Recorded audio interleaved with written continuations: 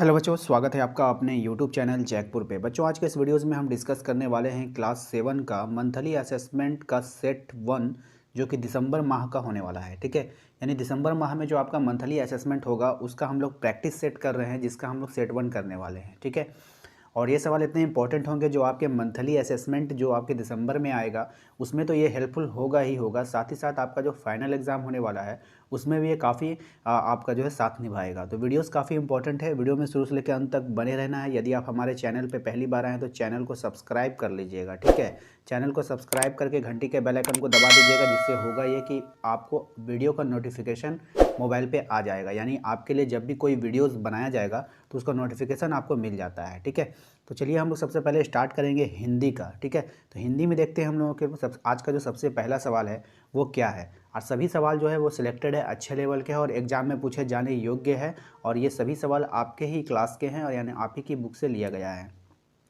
तो अभी जो हमारा पहला सवाल हिंदी का आप देख पा रहे हैं, इसमें कहा जा रहा है निम्न शब्दों का वचन को बदल दें। ठीक है, इन शब्दों का क्या करना है बच्चों, वचन को बदल देना है। तो सबसे पहले बच्चों समझना है आपको कि वचन कहते किसको है। देखिए, वचन जो होता है वो आपको बताता है कि संख्या एक है या एक से ज़्यादा है। यदि हम कहते हैं कि कलम, ठीक है, तो कलम जो है ये बच्चों एक वचन में है। ठीक है, लेकिन अगर आप यहाँ पे कलमें लिख देंगे, ठीक है ना, कलमे अगर लिख देंगे तो कलमे का मतलब हो जाएगा बच्चों कि बहुवचन। ठीक है, तो कलमे का क्या मतलब हो गया, बहुवचन। ठीक है ना, तो चलिए इसको हम लोग चेंज करते हैं। सबसे पहले आपको दिया गया है चुनौती, तो चुनौती का जो बहुवचन होगा कि क्या होगा बच्चों, आपको चुनौतियाँ। क्या होगा बच्चों, चुनौ। आइए, जो दुर्गीकार रहता है बच्चों, जिसमें भी दुर्गीकार रहता है उसको हम लोग हर्षई की मात्रा में बदलते हैं और यो में आ कर देना है और चंद्र बिंदु लगाना है, यानी सभी को आप लोगों को इसी तरह बनाना है। चुनौतियाँ हो गया। अब जैसे आपको कुरुतियाँ लिखना है तो कुरुतियाँ में भी आप वही काम कीजिए, कु और रो में दुर्गीकार है तो इसको भी हर्षिकार में बदलिए, कुरी ती, और फिर यहाँ पे दे दीजिए कुरुतियाँ। ठीक है, समझ में आ गया आपको। नेक्स्ट है हमारा जवानी। तो बच्चों जवानी को हम लोग कैसे बनाएंगे, जवानी लिखिए और नौ में हर्षई की मात्रा लगाइए और फिर यो में आ कर दीजिए और फिर चंद्र बिंदु दीजिए, तो ये आपका हो गया जवानियाँ। ठीक है, ठीक उसी प्रकार से यदि आपको कहानियाँ लिखना होगा तो फिर नौ में हर्षिकार आपको लगाना होगा, अयो में आ कर दीजिएगा, फिर चंद्र बिंदु दीजिएगा। इस तरह से आपका हो गया कहानियाँ। ठीक है बच्चों, उम्मीद करते हैं कि आपको समझ में आ रहा है। तो नेक्स्ट जो है हमारा देखिएगा रवानी, तो रवानी को भी हम लोग इसी प्रकार से बदलेंगे। ठीक है, इसको भी हम लोग हर्षई का मात्रा में चेंज करेंगे, यो में आ कर देंगे और चंद्र बिंदु देंगे। तो इस तरह से बच्चों आप लोगों को करना क्या है, सभी का जो है एक वचन से बहुवचन में परिवर्तित कर देना है। चलिए हम अपने अगले सवाल पे चलते हैं। बच्चों हमारे अगले सवाल में कहा गया निम्न शब्दों का पर्यायवाची शब्द को लिखना है, यानी आपको करना क्या है, इसका पर्यायवाची लिखना है एक एक। तो बच्चों आप बताइए राष्ट्र को हम लोग क्या कहते हैं। ठीक है, तो बच्चों राष्ट्र को हम लोग कहते हैं देश। राष्ट्र किसको कहा जाता है, देश को, तो आप इसका पर्यायवाची में देश लिख सकते हैं। ठीक है, अब गंगा, गंगा को देखिए भागीरथी, पद्मा, इस तरह से नाम से अलग अलग नाम से पुकारते हैं, तो आप या तो पद्मा लिख दीजिए या नहीं तो भागीरथी लिख दीजिए। ठीक है, भागीरथी। ठीक है, दूसरा है हमारा बच्चों शरीर। शरीर को हम लोग क्या किस नाम से होगा, तन कहते हैं। क्या कहते हैं, तन। ठीक है, उसके बाद है रक्त। रक्त का पर्यायवाची क्या हो सकता है, खून, है ना, खून को भी हम लोग क्या बोलते हैं, रक्त, तो इसका आप खून कह दीजिएगा। ठीक है, नेक्स्ट है हमारा चंद्र। चंद्र को हम लोग क्या बोलते हैं, चंद्र मतलब चांद यानी चंद्रमा, तो आप इसको चांद लिख सकते हैं। ठीक है, तो उम्मीद करते हैं कि आपको समझ में आ गया है किस तरह से इसका आंसर देना है, और ये सवाल जो है आपके बुक से लिया गया है और काफ़ी इंपॉर्टेंट है आपके एग्ज़ाम के लिए। ठीक है, चलिए अपने अगले सवाल पे चलेंगे। बच्चों हमारा जो अगला सवाल लिया गया है वो गणित से लिया गया है। ठीक है, और ये काफ़ी इंपॉर्टेंट है, बार बार एग्जाम में पूछा जा रहा है चित्र से और ख़ास करके त्रिभुज से। तो चलिए इसको देखते हैं ये किस प्रकार से बनेगा। तो बच्चों इस तरह के सवाल में आप देखिएगा तो त्रिभुज जो होता है, ये त्रिभुज जो है, इस त्रिभुज के तीनों कोनों का योग यानी अंदर वाले तीनों कोनों का योग होता है 180 डिग्री। ठीक है, तो ध्यान से देखिएगा बच्चों, आप यहाँ पे देखिए कोण ए 80 डिग्री है, कोण बी 60 डिग्री है और कोण सी आपको अंदर वाला पता नहीं है और एक्स का वैल्यू निकालना है। तो सबसे पहले आपको करना क्या होगा बच्चों, आपको लिखना है कोण ए प्लस कोण बी प्लस कोण सी बराबर 180 डिग्री। ठीक है बच्चों, 180 डिग्री हो गया। अब देखिए कोण ए का मान कितना है बच्चों, 80 है, तो आप यहाँ पे 80 रखेंगे। ठीक है, कोण बी का मान कितना है बच्चों, 60 है, तो आप यहाँ पे 60 रखेंगे। और कोण सी बराबर हो जाएगा 180 डिग्री। तो यहाँ पे 80 और 60 कितना हो गया, 140 डिग्री हो गया बच्चों। और यहाँ पे हो जाएगा प्लस कोण सी बराबर 180 डिग्री। यदि हम कोण सी निकालना चाहेंगे तो 180 में ये 140 उधर जाकर घट जाएगा, तो कोण सी का वैल्यू कितना निकल गया ये बताइए, 40 डिग्री। कोण सी का वैल्यू कितना निकल गया बच्चों, 40 डिग्री। अभी आपका आंसर नहीं आया है, आप जल्दी से वीडियोस को रोक करके इसे आप नोट कर लें। इसके बाद हम बताते हैं कि एक्स का वैल्यू कैसे निकलेगा। ठीक है, तो यहाँ तक आपको समझ में आ गया कि कोण सी का वैल्यू कितना आ गया, 40 डिग्री। चलिए इसे मिटाते हैं और एक्स का वैल्यू बताते हैं। अब बच्चों आप देखिए, आप लोगों का वैल्यू यहाँ पर आ गया कितना, 40 डिग्री। ठीक है, 40 डिग्री बच्चों यहाँ पे वैल्यू आ गया आपका कोण सी का। तो बच्चों किसी भी जो रेखा होता है बच्चों, रेखा पर यहाँ से यहाँ तक का कोण बनता है वो 180 डिग्री का बनता है। तो इसी प्रकार से आप देख पा रहे हैं कि यहाँ पर जो है आपका कोण बना है कितना, 40 डिग्री का। तो हम लोग यहाँ पे लिखेंगे कोण सी और प्लस कोण एक्स। तो कोण सी और कोण एक्स मिल करके एक रेखा पर एंगल बना रहा है, तो ये हो जाएगा बच्चों आपका 180 डिग्री। तो कोण सी का मान कितना है बच्चों, 40 डिग्री है। तो कोण एक्स का मान हमको पता नहीं है, तो 180 डिग्री लिखिए। इसी प्रकार से कोण एक्स का जब आप मान निकालेंगे बच्चों, तो 180 में ये 40 उधर जाकर घट जाएगा, तो टोटल कितना हो जाएगा, 140 डिग्री।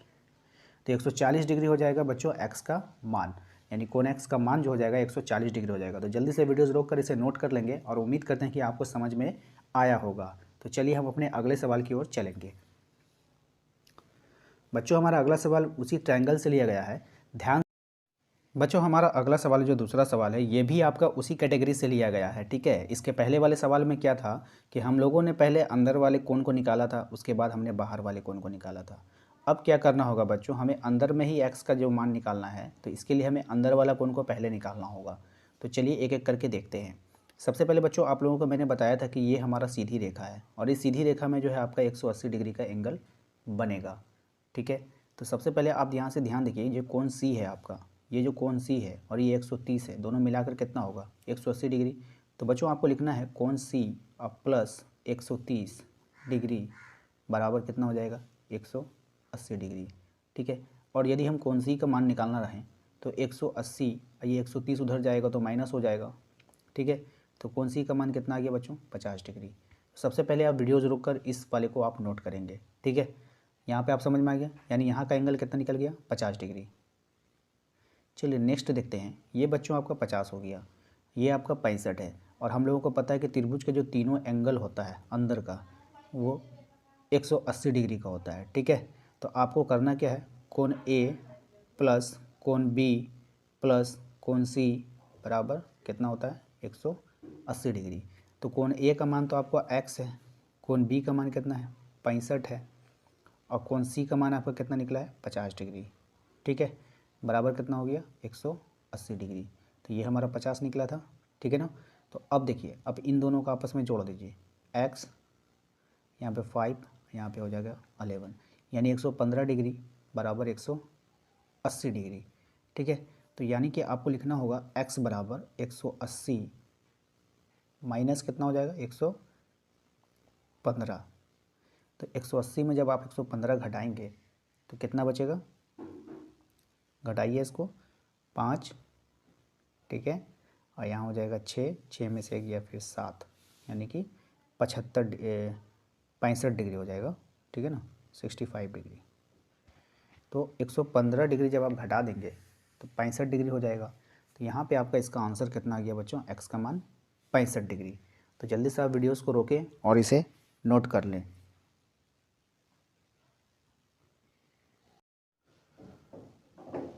तो बच्चों हमारा जो अगला सवाल है वो काफ़ी इंपॉर्टेंट है, इसे भी आप ध्यान से देखेंगे। इस सवाल में देखिए आपसे क्या कहा जा रहा है, थोड़ा सा गौर फरमाइएगा। ठीक है, इस सवाल में ध्यान से देखना है आपको कि आप जो है इसके पहले वाले सवाल में आपको जो बाहर के एंगल निकालना था, आपकी क्या करना है कि दोनों एंगल आपका अंदर में है, दोनों आपका एक्स है, यानी इसका जो वैल्यू आएगा इसका भी वही वैल्यू आएगा और आपको एक्स का वैल्यू बताना है। ठीक है, तो बच्चों ये जो आपको डिनोट करता है इस तरह से, तो ये आपका 90 डिग्री को डिनोट करता है समकोण को। ठीक है ना, तो त्रिभुज के तीनों कोनों का योग कितना होता है बच्चों? 180 डिग्री होता है। यदि हम त्रिभुज के ABC में बात करेंगे तो वो आप लिख लीजिएगा, ऊपर में लिख लीजिएगा, चूँकि त्रिभुज ABC में, उसके बाद आप लिखिएगा कोण A प्लस, आपको जैसा पता है प्लस कीजिएगा, कोण B प्लस कोण C बराबर कितना होगा बच्चों?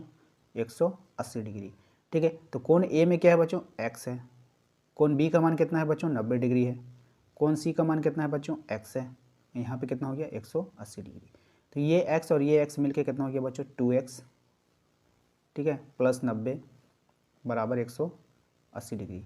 यहाँ पे हम लिख सकते हैं बच्चों 2x बराबर 180 माइनस 90।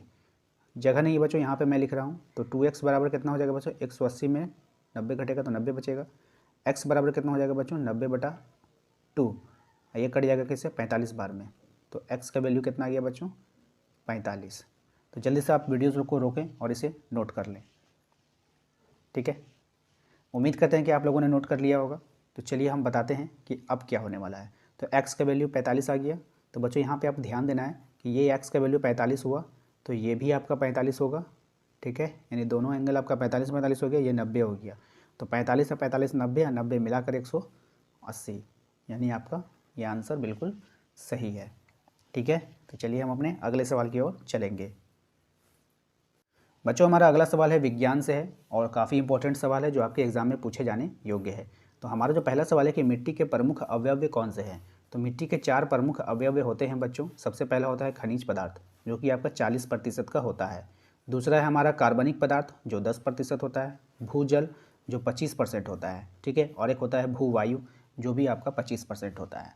ठीक है, तो कुल मिलाकर जो कि बच्चों कोई भी चीज़ होता है वो अपने आप में क्या होता है बच्चों? 100% होता है। जब आप इसके परसेंटेज को जोड़ेंगे तो वो 100% पूरा हो जाएगा। 40 और 10 50, अब 50 यहाँ है 100% आपका पूरा हो गया। ठीक है, तो आप इसे नोट कर लेंगे, काफ़ी इंपॉर्टेंट रहेगा आपके एग्ज़ाम के लिए। नेक्स्ट सवाल है बच्चों मिट्टी कैसे बनती है? काफ़ी इंपॉर्टेंट सवाल है, बहुत सिलेक्टेड सवाल लिया गया है, देख लीजिए। चट्टानों को घिसने से और उसमें जैविक पदार्थों के मिलने से मिट्टी बनती है। यानी चट्टान जब घिसते हैं तो उसमें जैविक पदार्थ और मिलते हैं तो उससे क्या होता है? मिट्टी का निर्माण होता है। बस इतना सा आपको आंसर लिखना है। नेक्स्ट सवाल है बच्चों धान की फसल के लिए कौन सी मिट्टी अधिक उपयुक्त होती है? तो बच्चों धान की जो फसल होती है उसके लिए चिकनी मिट्टी या मृणमय मिट्टी अधिक उपयुक्त होती है। ठीक है ना, तो ये आंसर आपके लिए काफ़ी इंपॉर्टेंट रहेगा आपके एग्ज़ाम के लिए, आपके मासिक असेसमेंट के लिए जो कि दिसंबर में होगा। नेक्स्ट सवाल है हमारा ऐसे 5 उत्पादों के नाम लिखना है जिन्हें हम वनों से प्राप्त करते हैं। इस तरह का सवाल काफ़ी बार असेसमेंट में देखा गया है और ये सवाल आने की संभावनाएं हैं आपके दिसंबर वाले असेसमेंट में। तो देखिए इसके आंसर में आपको लिखना है कि ऐसे 5 उत्पादों के नाम लिखना है जिन्हें हम वनों से प्राप्त करते हैं, जंगलों से प्राप्त करते हैं। तो सबसे पहला में आपका आता है बच्चों शहद। क्या आता है? शहद आता है। मोहरी लाख आता है। गोंद आता है। लकड़ी आता है। कत्था आता है जो पान में इस्तेमाल होता है। ठीक है बच्चों, तो इस तरह से आपको लिखना है। तो उम्मीद करते हैं कि आपको समझ में आ गया है। चलिए हम अपने अगले सवाल की ओर चलेंगे। बच्चों हमारा जो अगला सवाल है वो सामाजिक विज्ञान से लिया गया है, जिसमें हम लोगों ने पहला सवाल लिया है कि सड़क दुर्घटना को किन्हीं 3 कारणों को लिखना है। यानी सड़क पे जो दुर्घटनाएं होती है, जो एक्सीडेंट होता है, उसके 3 कारणों को लिखना है। तो बच्चों सबसे पहला कारण जो है इसमें सड़क में अवसंरचना में कमी, यानी सड़क की जो संरचना होती है उसमें कमी क्या होती है? कहीं पे गड्ढे होते हैं, कहीं पे ऊंचा होता है, उसके कारण भी काफ़ी सारा एक्सीडेंट आपको देखने को मिलेगा। ठीक है, नेक्स्ट है हमारा शराब पीकर वाहन चलाना। बहुत से लोग क्या करते हैं? शराब पीकर वाहन चलाते हैं जिससे भी एक्सीडेंट होने की संभावनाएं बढ़ जाती है। तीसरा है बच्चों वाहन चलाते समय मोबाइल फ़ोन का प्रयोग करना। तो बच्चों वाहन चलाते समय चाहे आप मोटरसाइकिल चलाओ, चाहे आप कार चलाओ, चाहे आप ट्रक चलाओ, आपको मोबाइल फ़ोन का इस्तेमाल नहीं करना चाहिए। इससे भी दुर्घटनाएं देखने को मिली है। ठीक है, तो काफ़ी इंपॉर्टेंट रहेगा आपके एग्ज़ाम के लिए। नेक्स्ट है बच्चों हमारा यातायात विभाग का क्या कार्य होता है? देखिए हर तरह का सरकार जो क्या करती है, कोई भी कार्य को कराने के लिए एक विभाग बना देती है, एक कार्य क्षेत्र होता है। तो इसमें यातायात का क्या काम है? तो बच्चों यातायात का जो काम होता है वो होता है वाहनों का पंजीकरण एवं ड्राइविंग लाइसेंस जारी करना और सड़क सुरक्षा कानून को लागू करना यातायात विभाग का कार्य होता है। ठीक है, तो काफ़ी इंपॉर्टेंट सवाल है आपके एग्जाम के लिए, आपके मंथली असेसमेंट के लिए। ठीक है, तो आप इसे क्या करेंगे? नोट करेंगे अपने नोटबुक पे या फिर इसका स्क्रीनशॉट भी ले सकते हैं। तो वाहनों का जो पंजीकरण एवं ड्राइविंग लाइसेंस जारी करना होता है। ठीक है, और सड़क का सुरक्षा कानून को लागू करना यातायात विभाग का कार्य होता है। तो काफ़ी इंपॉर्टेंट रहेगा।